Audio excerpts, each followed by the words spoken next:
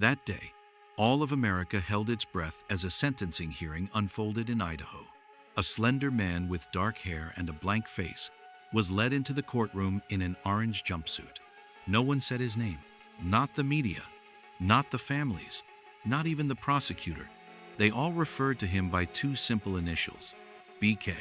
He wasn't seen as a person anymore, just a symbol of something that had stolen 4 young lives. In the back of the courtroom, Kaylee Goncalves' mother clutched a photograph of her daughter. Madison Mogen's father stared straight ahead at the defendant, his eyes weighted with a grief that needed no words. A brutal act had shattered the peace of a college town, and it left behind a haunting question. Why were 4 college students murdered so violently, without warning? And what was the true motive behind a crime so silent? They witnessed a nation grappling with the edges of justice. Behind every sob, every shaking voice, every photograph held in trembling hands, there was a single, unrelenting mystery. What really happened on the night of the 13th of November, 2022? And was this the work of a calculated mind, or pure chaos?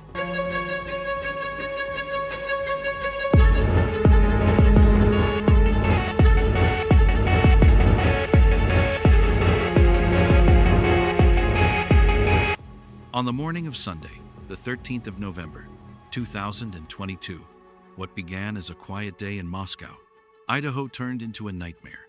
Inside the rental house at 1122 King Road, 4 University of Idaho students, Madison Mogen, Kaylee Goncalves, Xana Kernodle, and Ethan Chapin, were found lifeless in their bedrooms. There were no cries for help. Number 911 calls in the night. 2 roommates, Dylan Mortensen and Bethany Funke, were still alive and unaware of what had happened, just a floor above. The police sealed off the scene, but what emerged to the public was nothing but silence and fear. A heinous act had taken place. A community shattered. Madison and Kaylee were best friends, sharing a room upstairs. Xana and her boyfriend Ethan lived on the 2nd floor.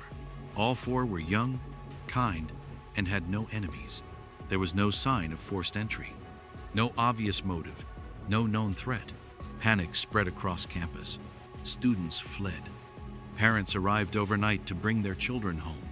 For weeks, authorities remained tight-lipped. No suspect, no murder weapon, no clear direction. And then one clue emerged. A white Hyundai Elantra, seen driving repeatedly near the house that night. No plates, no clear footage, just a shape in the dark. But that single thread, pulled carefully by investigators, would unravel the life of one man, Bryan Kohberger, a PhD student in criminology. A man who had spent years studying killers, and who now stood accused of becoming one. Bryan Kohberger's profile was chilling. A PhD student in criminology, a teaching assistant, a published researcher, and yet online, he had posted disturbing surveys on Reddit, asking convicted criminals how they felt before, during, and after committing violent acts. It wasn't just academic curiosity. It felt personal. Security footage captured a white Hyundai Elantra circling the victim's neighborhood 4 times on the night of the murders.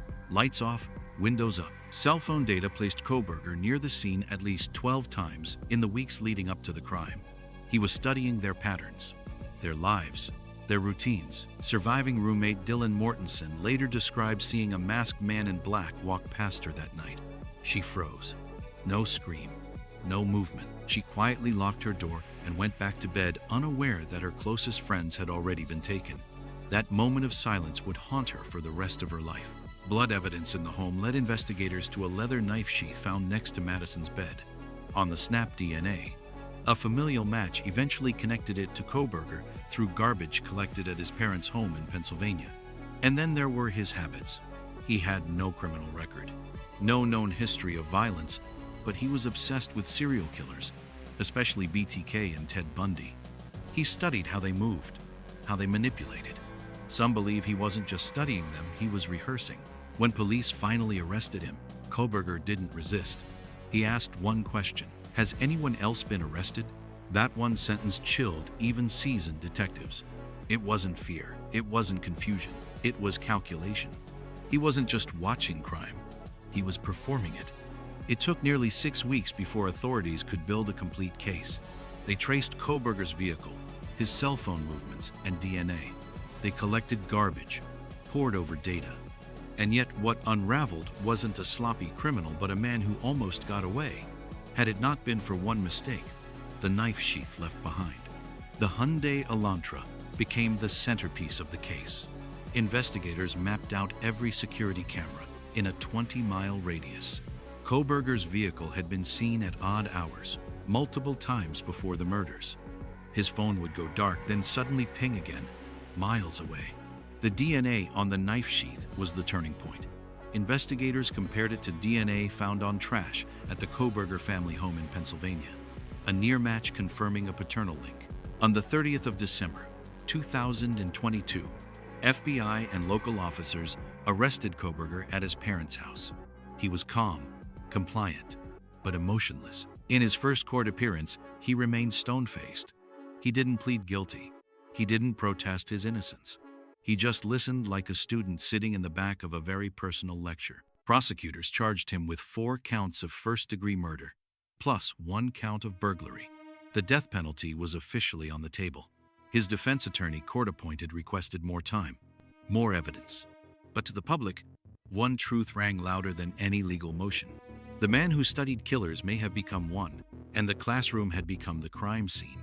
On the 26th of June, 2023, Bryan Kohberger stepped into the courtroom wearing the orange prison jumpsuit, shackled, expressionless. The man once praised for his intellect now stood before the very system he studied, as the families of 4 victims stared in silence, waiting, grieving, furious. And then, one by one, the voices began. Kaylee Goncalves' sister took the stand, holding back tears, her voice steady. "For over a year, we refused to speak your name. You don't deserve it. You're a shadow, a code, a stain. But today, I will say it so you know exactly whose lives you destroyed." Dylan Mortensen, the surviving roommate, didn't appear in person. Instead, a statement she had written was read aloud by a friend. In it, she described the moment she saw a masked man walk past her in the hallway, how she froze, how she didn't know that her friends, her family, were already gone. "I ask myself every day, if I had acted differently, would they still be here? I survived, but I've never slept a full night since." The courtroom turned into a sea of trembling hands and tear-filled eyes. One father slammed his hand on the bench. A mother broke down, her hand clutching a worn photo. The prosecution didn't hold back. He didn't just kill. He planned. He studied. He executed with precision. He knew how to avoid cameras, how to erase evidence. This wasn't an impulsive act. This was a field experiment, and 4 innocent people were his test subjects. Kohberger remained still. His defense made minimal rebuttals. They invoked his right to silence, requested procedural delays, but the emotional force of the testimonies was undeniable. This was more than a legal battle. It was a reckoning, a moment where the families and the nation demanded to be heard, to be seen, to be remembered. Justice wasn't just a sentence, it was a confrontation. As of today, Bryan Kohberger has not yet been formally convicted. He has pleaded not guilty, and his defense team is preparing for a full jury trial. But inside that Idaho courtroom, during the sentencing hearings, the court of public conscience rendered its own verdict loud, raw, and irrevocable. Public opinion split in 2. One side demanded the death penalty, seeing the crime as cold, calculated, and devoid of humanity. The other, largely comprised of psychologists and legal scholars, viewed Kohberger as a deeply disturbed individual, someone possibly suffering from a severe personality disorder who understood the mechanics of law, but not the weight of morality. For the victims' families, justice no longer meant closure. It meant being heard. In interviews following the hearings, parents admitted they no longer hoped for remorse, they had given up on it. What they wanted was finality. "Not an apology," one father said, "just an end. Something we can point to and say, that's where it stopped." The media branded Kohberger as the intellectual predator. He had no criminal record, no history of violence, no obvious warning signs, and yet he allegedly committed one of the most disturbing crimes in recent memory. it begged a chilling question. If he hadn't left behind DNA, if he had planned just a little better, would he have vanished without a trace? He studied how to avoid capture. He nearly did.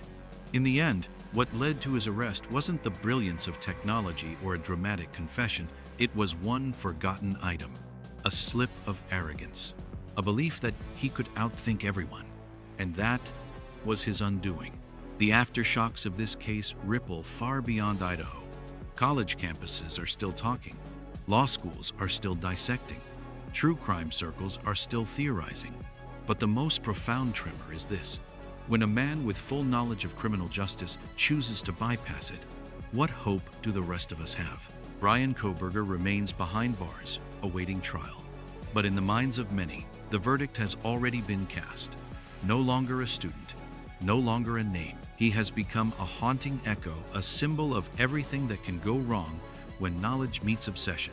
Some call him a monster, others a broken mind craving control. But no one calls him misunderstood. He knew the law. He knew the patterns. He studied the killers and mimicked their moves. But he forgot one thing. The victims were not characters in a thesis. They were real people. Madison, the girl who lit up every room. Kaylee, the lifelong best friend. Xana, the fearless spirit. Ethan, the young man in love. They never got to say goodbye. But their families, their friends, and even complete strangers now speak for them. Through grief, through anger, through a justice system struggling to catch up. And then there's Dylan and Bethany, the survivors, living not just with trauma, but with the weight of memory.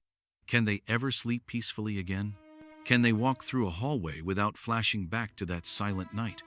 Can they live when others could not? The justice system may hand down a sentence, but that won't erase the scars. It won't bring peace. It won't fill the silence in those parents' homes. It may bring truth, and sometimes that's the best we can hope for. So now, we turn to you. If you were a juror, what would your verdict be? If you were a survivor, could you forgive? Leave a comment below and share your thoughts. If you want to join us as we continue uncovering the world's most haunting trials and hidden truths, subscribe now. Because justice isn't always loud.